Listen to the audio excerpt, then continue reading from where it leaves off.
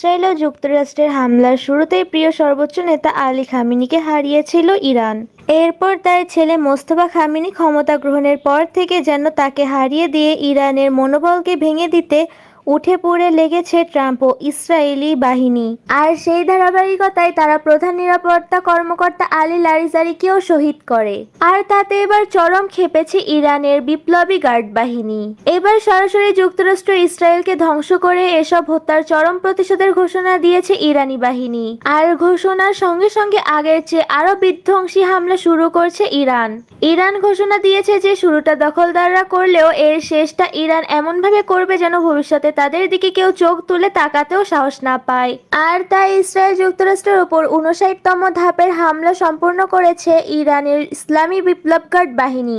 আর তাতে ইরানের মার্কিন দূতাবাস সহ ইসরায়েলের বেইচএমএস তেল আবিব ও দখলকৃত জেরুজালেমের বিভিন্ন এলাকায় ব্যাপক ক্ষেপণাস্ত্র হামলা চালিয়েছেন তারা। কুয়েতের আলিয়া আল সালেম বিমান ঘাঁটি সংগঠন, আরব আমিরাতের ফুজাইরা এবং ইরাকের এরবিলেও হামলা চালিয়েছে বিপ্লবী গার্ড বাহিনী আইআরজিসি।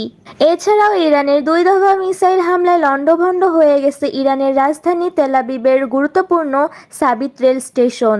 এমনকি তাদের আকাশ ও আগমন প্রতিরক্ষা ব্যবস্থা ঘুরিয়ে দেওয়ার পর থেকে বাড়ছে নিহতের সংখ্যা, কারণ তাদের সতর্ক ব্যবস্থা আগের মতো ইরান থেকে ছোড়া মিসাইলকে শনাক্ত করতে পারে না।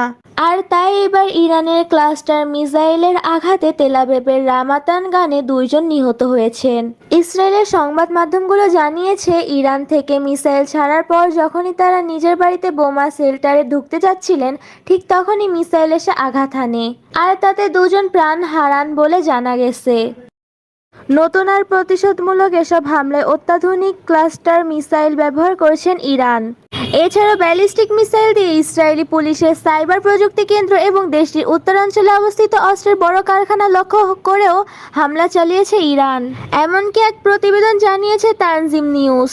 এছাড়াও ইরানের পররাষ্ট্রমন্ত্রী আব্বাস রাকজি জোর দিয়ে বলেছেন, কোনো একক নেতা বা কর্মকর্তা হত্যা দেশের ব্যবস্থাপনাকে নাড়িয়ে দিতে পারবে না। উল্টো আরও শক্তি দিয়ে শত্রুদের উপর এবার হামলা চালাবে ইরানি বাহিনী, এটাই জানিয়েছেন তিনি।